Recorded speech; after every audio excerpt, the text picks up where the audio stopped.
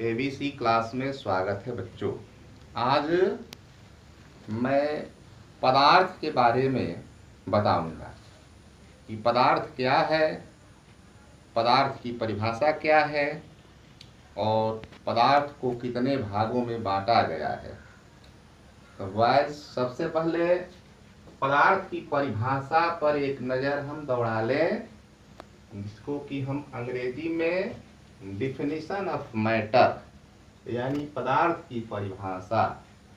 पदार्थ का एक दूसरा अंग्रेजी और है जो सब्सटेंस कहलाता है। सब्सटेंस मीन्स पदार्थ। तो पदार्थ क्या है? तो हम संसार में जो कुछ भी वस्तु देखते हैं उसको हम स्पर्श कर सकते हैं, जो स्थान छेके, जिसमें भार हो, जिसमें द्रव्यमान हो, एक स्थान से दूसरे स्थान तक हम ले जा सकते हो, उसकी अनुभूति होती हो, हम उसका अनुभव कर सके, ऐसे सभी वस्तुएं पदार्थ हैं। जैसे हवा, मिट्टी, किताब, कॉपी, कलम, व्हाइट बोर्ड, ये सब के सब पदार्थ हैं। तो समझ गए ना? पदार्थ हम उसे कहते हैं जिसमें भार हो, द्रव्यमान हो, जो स्थान छेके, जिसमें आयतन हो, जिसका हम अनुभव कर सके, जिसको हम छू सके, अपनी नंगी आंखों से देख सके, ऐसे वस्तु को पदार्थ कहते हैं। अब पदार्थ की अवस्था, इसे स्टेट ऑफ मैटर यानी पदार्थ की अवस्था। तो पदार्थ को हम दो भागों में बांटते हैं। पहला भौतिक पदार्थ, दूसरा रासायनिक पदार्थ। भौतिक पदार्थ को फिजिकल मैटर या फिजिकल सब्सटेंस, और रासायनिक पदार्थ को केमिकल मैटर या केमिकल सब्सटेंस। भौतिक पदार्थ तीन प्रकार के होते हैं, जो ठोस, द्रव, गैस, सॉलिड, लिक्विड, गैस। रासायनिक पदार्थ दो प्रकार के होते हैं। पहला शुद्ध पदार्थ, दूसरा मिश्रण। शुद्ध पदार्थ को प्योर मैटर या प्योर सब्सटेंस, और मिश्रण को मिक्सचर। शुद्ध पदार्थ दो भागों में बटा है, तत्व और यौगिक। तत्व को एलिमेंट्स, यौगिक को कंपाउंड्स। मिक्सचर यानी मिश्रण को दो भागों में बांटते हैं, समांग मिश्रण और विषमांग मिश्रण। विषमांग मिश्रण यानी होमोजेनियस मिक्सचर, समांग मिश्रण यानी होमोजेनियस मिक्सचर, विषमांग मिश्रण अनहोमोजेनियस मिक्सचर।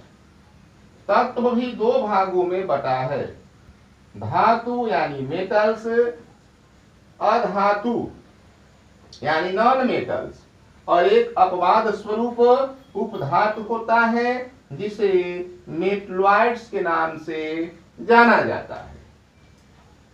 ठोस वस्तु के भी गुण होते हैं कि वे कड़े होते हैं, वे एक स्थान से दूसरे स्थान तक आसानी से नहीं जा सकते, उसको ले जाने के लिए उसमें बल लगाना पड़ता है। अब ठोस को सॉलिड, द्रव को लिक्विड, गैस को गैस।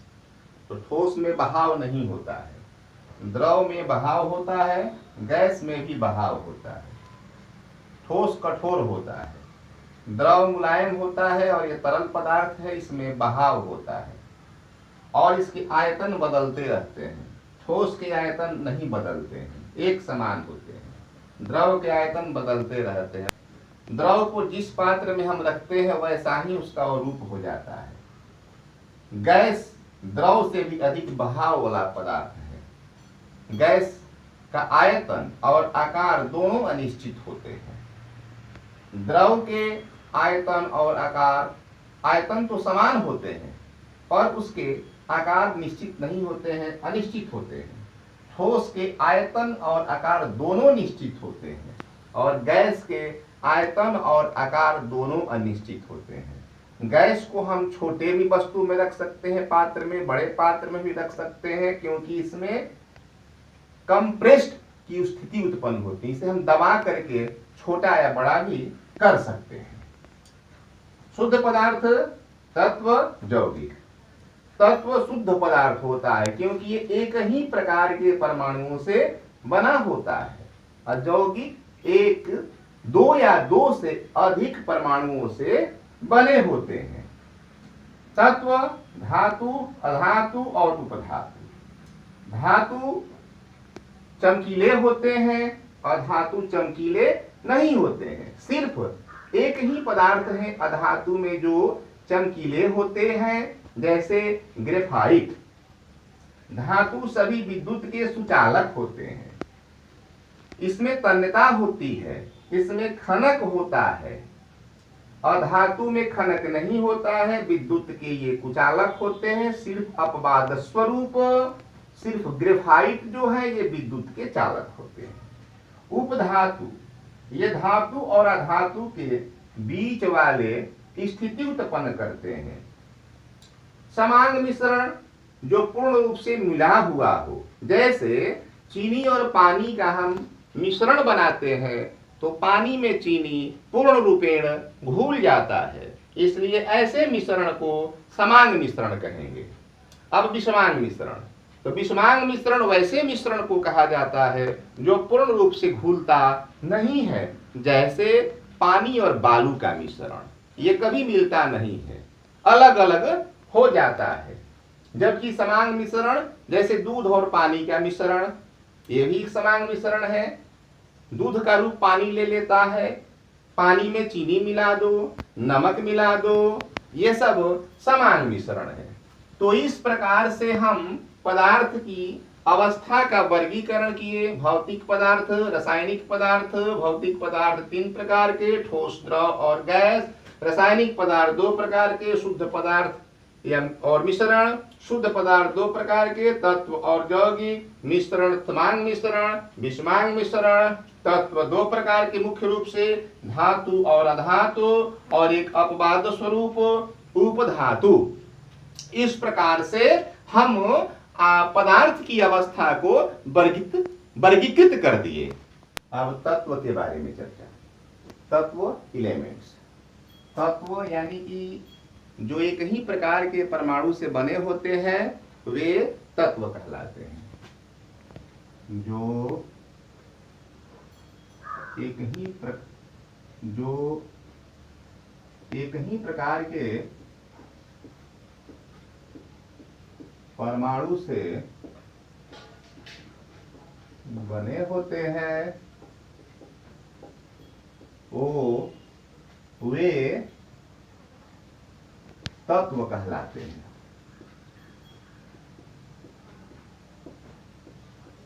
जैसे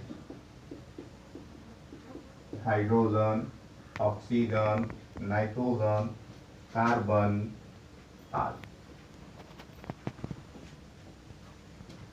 अब ये सिर्फ परमाणु है, क्योंकि ये सूक्ष्म होते हैं, इनसे अणु का निर्माण होता है। जैसे हाइड्रोजन के 2 परमाणु मिल करके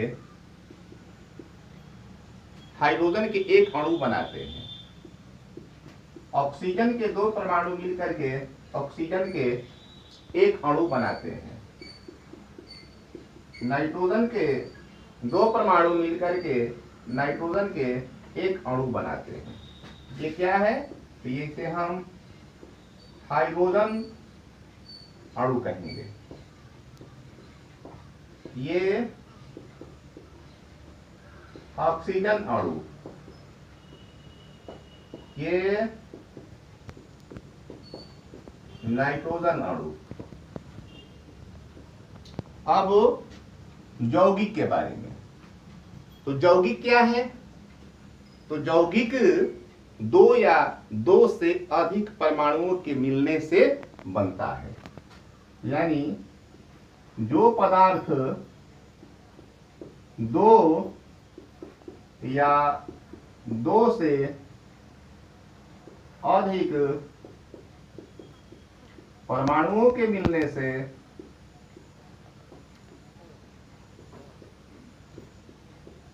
बनते हैं वे यौगिक कहलाते हैं।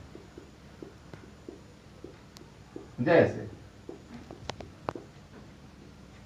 जल, कार्बन डाइऑक्साइड, HCl आदि। ये जल है, ये यौगिक है। ये कार्बन डाइऑक्साइड है, ये यौगिक है। HCl यानी हाइड्रोजन क्लोराइड या हाइड्रोक्लोरिक अम्ल, इसे अमाशय रस भी कहा जाता है। ये सब के सब यौगिक है। इसका निर्माण कैसे होता है? देखिए, हाइड्रोजन के अणु और ऑक्सीजन के अणु आपस में प्रतिक्रिया करके जल बनाते हैं। अब ये संतुलित अवस्था में नहीं है, तो संतुलित करने के लिए यहाँ हम 2 अणु कर देंगे। हाइड्रोजन के यहाँ 2 अणु यानी 4 परमाणु हुए, तो यहाँ भी हम जल के 2 अणु कर देंगे। अब ये क्या हो गया? संतुलित हो गया, बैलेंस्ड हो गया। देखिए, यहाँ बाएं तरफ 4 हाइड्रोजन और 2 ऑक्सीजन, दाएं तरफ 4 हाइड्रोजन 2 ऑक्सीजन। इसके बाद कार्बन और ऑक्सीजन आपस में प्रतिक्रिया करके CO2 बनाते हैं। HCl, H2 और Cl2 मिलकर के ये HCl बनाते हैं। तो इधर ये भी अणु है, ये भी अणु है और ये भी अणु है।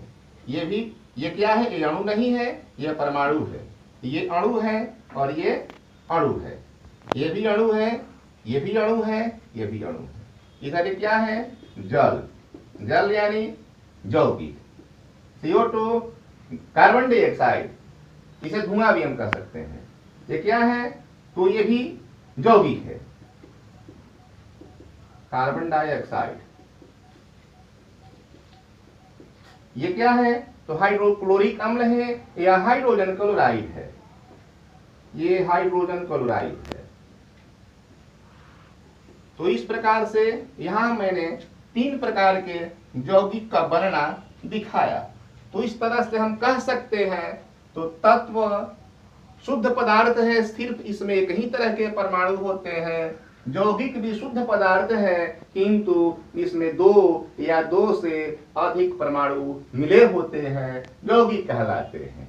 इस प्रकार से तत्व और यौगिक की परिभाषा और उसके एग्जाम्पल्स इस प्रकार है। अब समान मिश्रण।